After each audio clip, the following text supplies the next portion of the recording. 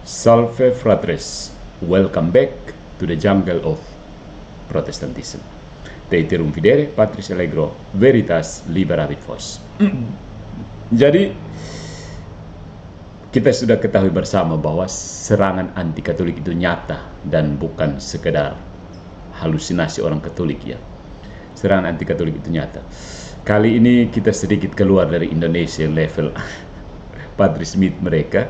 Kita upgrade level sedikit ya. Mari kita bahas salah pembicaraan seorang apologet Protestan yang cukup punya reputasi internasional bernama Gavin Ordlund. Gavin Ordlund ini menurut saya banyak di-copy gaya apologetiknya oleh para apologet Protestan di Indonesia, terutama yang dari Calvinis. So, kita akan membahas pembicaraan dari Gavin Ordlund 3 bulan yang lalu tentang penampakan Maria. Yes. Sehingga kita langsung mencegah kopian dari Protestan-Protestan di Indonesia. Oke ya. So, kali ini adalah tanggapan apologetik Katolik atas kritik terhadap penampakan Maria. Video dari Gavin Ordlund itu disusun sistematis dan tajam ya. Tetapi tetap seperti biasa ada bias Protestan yang perlu diperiksa ya. Kita akan mengelaborasi hubungan antara penampakan Maria dan kebangkitan Yesus sembari membongkar asumsi-asumsi Protestan yang tampak akademis, kuasi akademis, namun rapuh secara epistemologis dan teologis. Vamonos. Yang pertama, tuduhan bahwa penampakan Maria itu menggeser Yesus. Ini adalah premis yang salah kaprah. Ya, penampakan Maria menggeser Yesus. Salah kaprah. Gavin Ordlund, sang pembicara, menyebut fenomena penampakan Maria sebagai displacement, penggeseran, bahwa Maria menggantikan Kristus dari pusat pewahyuan. Ini sebuah distorsi yang mendalam terhadap spiritualitas Katolik. Bantahannya seperti ini, saudara-saudari. Gereja Katolik secara resmi tidak pernah menempatkan Maria di atas atau sejajar dengan Yesus. Coba, Gereja Katolik tidak punya kuasa untuk menjadikan Maria sejajar dengan Yesus. Mau bagaimana, jungkir bagaimanapun, Maria tetap ciptaan dan Yesus itu pencipta. Kemudian dogma Maria Immaculata, Theotokos hingga Assumpta semuanya berdasar pada kristologi yang tinggi, bukan devosi sentimental. Dan justru Maria adalah pribadi yang seluruhnya mengarah pada Yesus. Dalam semua penampakan otentik yang diselidiki dan diterima gereja, Maria selalu menunjuk kepada pertobatan, sakramen, dan doa kepada Allah, bukan kepada dirinya sebagai pusat keselamatan. Contoh konkret. Dalam penampakan di Guadalupe, Meksiko, Maria menampakkan diri sebagai bunda dari Dia yang hidup, yaitu Yesus Kristus. Dalam Fatima, dia meminta doa rosario agar jiwa-jiwa diselamatkan dari neraka. Bukan karena Maria menyelamatkan jiwa, tapi karena ia mengantar jiwa kembali kepada putranya. Poin yang kedua, kesalahan epistemik, menganggap recognizability sebagai bukti superior. Mereka itu menganggap dikenalinya fenomena tersebut sebagai bukti tertinggi.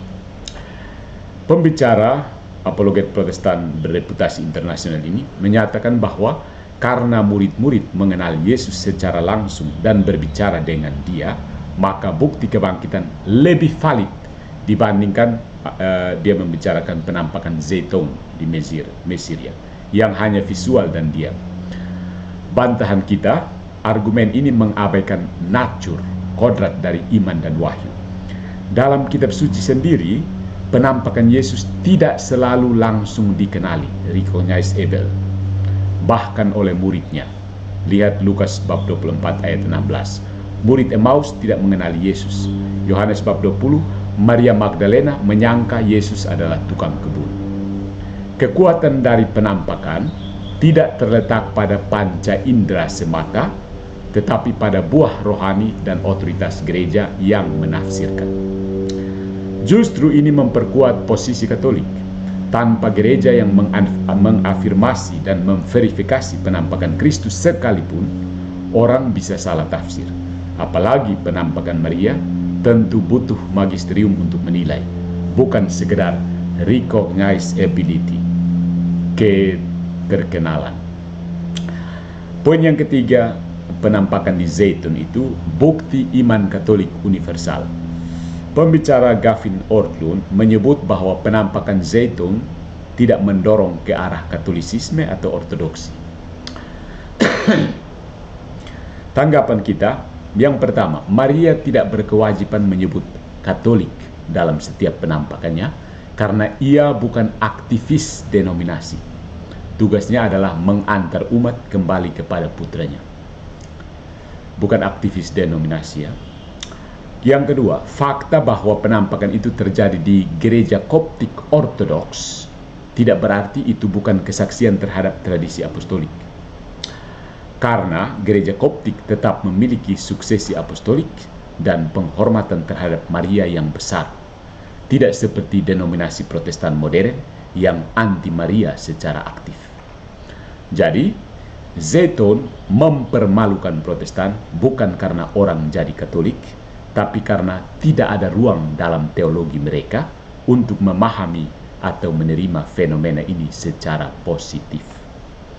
Poin yang keempat, argumen bahwa Muslim melihat Maria itu tidak melemahkan devosi Katolik, tapi justru memperkuatnya. Gavin Ortlund menolak nilai apologetik dari Zaitun karena menurut dia Muslim pun bisa melihatnya. Jawaban dari Katolik adalah seperti ini. Justru ini membuktikan kesatuan rencana keselamatan Allah.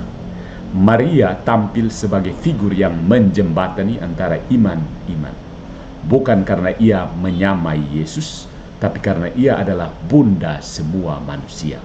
Lihat Yohanes bab 19 ayat 27. Di Guadalupe, Maria menampakkan diri sebagai wanita pribumi.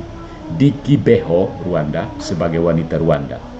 Ini bukan manipulasi etnis, tapi manifestasi inkarnasional dari cinta ilahi, sebagaimana Yesus sendiri menjadi manusia Yahudi.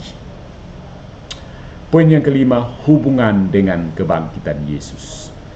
Pembicara dalam videonya itu menyatakan kebangkitan lebih kuat dari Zaitun. Kita setuju.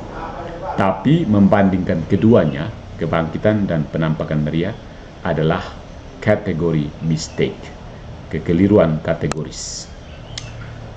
Kebangkitan Kristus adalah peristiwa pusat keselamatan, fondasi iman. 1 Korintus bab 15. Penampakan Maria adalah buah dari kebangkitan, bukti bahwa Maria hidup dalam kemuliaan surgawi, turut serta dalam karya keselamatan Kristus.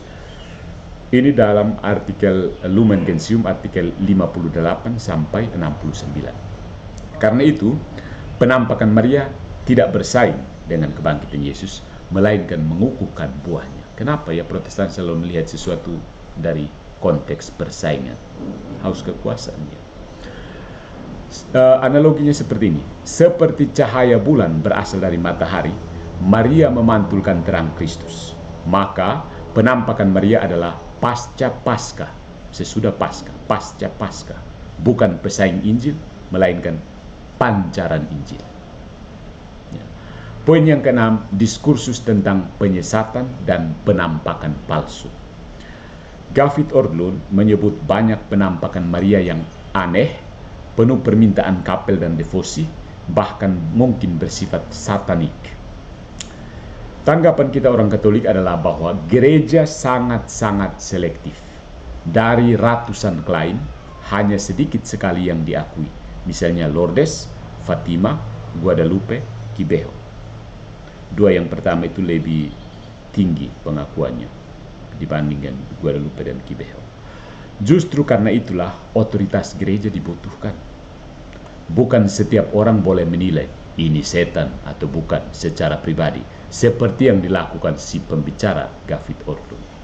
Dan mengenai devosi, Maria tidak pernah menempatkan dirinya sebagai penyelamat. Justru dalam Fatima, pesan utama adalah pertobatan, rosario, dan ekaristi. pertobatan penting, rosario, renungan akan Injil, dan ekaristi, korban, sumber dan puncak kekristenan. So my friends, Protestantisme tidak mampu menampung realitas supranatural Kristiani. Camkan. Sekali lagi, Protestantisme tidak mampu menampung realitas supranatural Kristiani. Kenapa? Yang pertama, jika Protestan menerima kebangkitan Yesus berdasarkan kesaksian, mengapa menolak kesaksian Zaitun atau Fatima? Why? Por qué? Jika mereka percaya pada Alkitab sebagai firman Allah, mengapa mengabaikan wanita yang disebut diberkati di antara semua wanita? Lukas bab 1 ayat 42. Jika mereka percaya pada kuasa Roh Kudus, mengapa menyangkal kemungkinan Allah mengutus Maria untuk menyerukan pertobatan sebagaimana para nabi terdahulu? Dalam dunia pasca kebangkitan, Maria adalah figur eskatologis yang hidup. Ia adalah bunda gereja yang setia mendampingi Kristus, dan penampakannya bukan beban, melainkan tanda bahwa surga masih menyapa. Good job, nice try, Gavit Orlun. Reputasi Anda internasional, tapi dalam hal ini jempol gua ke bawah. Kita tunggu komentar dari Protestan-Protestan anti Katolik di Indonesia. Silakan.